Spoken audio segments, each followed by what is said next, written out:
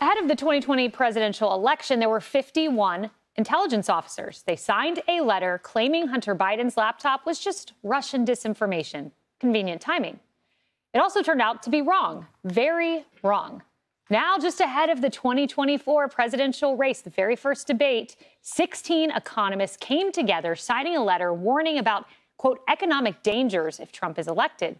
Reading in part, quote, while each of us have different views on the particulars of various economic policies, we all agree that Joe Biden's economic agenda is vastly superior to Donald Trump. Convenient timing. The Biden-Harris campaign has already used the letter. Of course they have, just ahead of the debate. You see it there.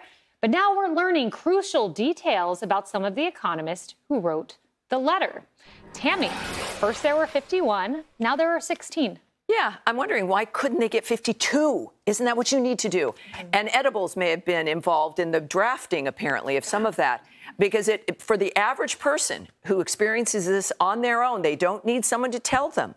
You know, we are at a loss sometimes. We have to rely on experts when there's things that aren't directly in our sphere. The economy, every single day when you wake up and you look at your bank account and then you wonder what's going to go in the kid's lunchbox and, you know, what are you going to have for dinner? Can you skip dinner? What is it going to cost when you go to the supermarket this time? And it's a remarkable difference. It's still the cost of eggs. Everything is still enormous. So they're going to hear things like that, and it's insulting. It's insulting that they have a framework where these experts, who really probably don't know what the price of eggs are telling you this when it's your future on the line and not theirs. FoxNews.com brilliantly did some digging, Mark, into the background of these individuals. Let's scroll it. Here are their political donations, 11 of them. Joseph Stiglitz, $90,000 to Democrats. George Akerlof, $90,000. Claudia Golden, $8,000. It goes, there's another one in there. Robert Schiller, $20,000.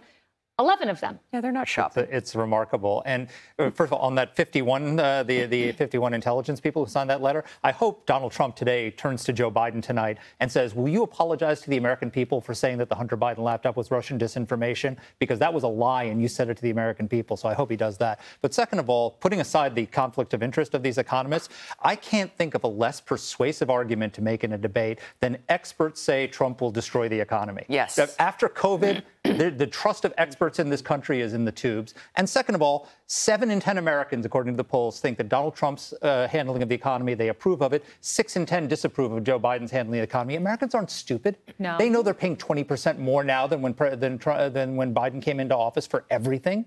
So, you know, I don't think this is effective. Harris, I'd love to know about the origin of the letter, because just a reminder, we learned a lot about the 51 intelligence officers. Here's the headline from FoxNews.com. Biden campaign Blinken orchestrated intel letter to discredit Hunter Biden laptop. So I wonder if this was an organic coming together of economists or not. Well, I'm a little concerned about when you get 51 experts and they have anything to do with our economy, our national security. How often are they this wrong? Yes. I mean, we happen to know about this time. But if these are the people that they're consulting on a regular basis, it might explain a lot of the failure that we see. And should we maybe bump some of those people out of the circle? Like, you know, Biden promised that if somebody wasn't doing the right thing on day one, remember the 1,000-person Zoom or whatever it was? And he was saying, I'm going to get rid of whoever doesn't do their job or is not kind. And he had all the things. And of course, he hasn't really applied that promise. But this would be a place, well, maybe those are the people you shouldn't be listening to. And by the way, can you tell us where else they haven't been right so that we can prepare for that? Yeah. Martha, we do have a 4-year experiment of Donald Trump's economy that people remember. Yeah, I don't know. I don't know about. I think most people when they say, oh, 51 intelligence experts or 16 Nobel Prize. I don't think people really care. I don't think that they sit up and go, oh, well, then I should think that too, despite the fact that I know how much my groceries cost. And there are, you know, a lot of links and, you know, people. And I would wish that people learned a lesson from the 51 intel experts who looked very sheepish, many of them, when asked directly why they signed it. And they fell into the at any cost trap, you know, like, oh, we're going to sign this because it might help, you know, defeat Donald Trump. And so that makes it worth it to put our own reputation on the line. I'd be very careful about signing these kind of letters. Yeah, no doubt about it. Hey, everyone. I'm Emily Campagno. Catch me and my co-hosts Harris Faulkner and Kayleigh McEnany on Outnumbered every weekday at 12 p.m. Eastern, or set your DVR. Also, don't forget to subscribe to the Fox News YouTube page for daily highlights.